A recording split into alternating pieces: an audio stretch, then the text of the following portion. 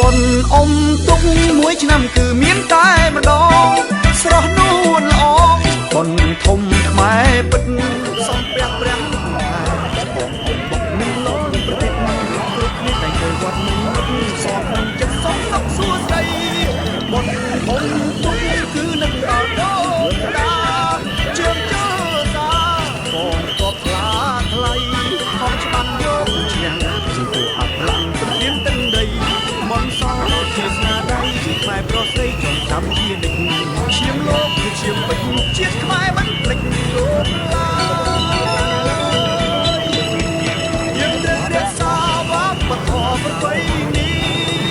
នាំគ្នាមូនីត្រូវការពីស្នាដៃហើយតែគង់ឲ្យល្អផផង់នៅលើទឹកដី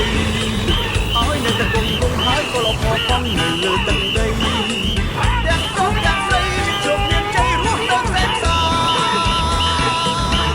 คนអុំទុកសាច់សบายអស្ចារ្យសាច់សบายអស្ចារ្យជាខាងណាសบายពេកក្រៃជាខាងណាសบายពេកក្រៃคนអុំទុកសាច់សบาย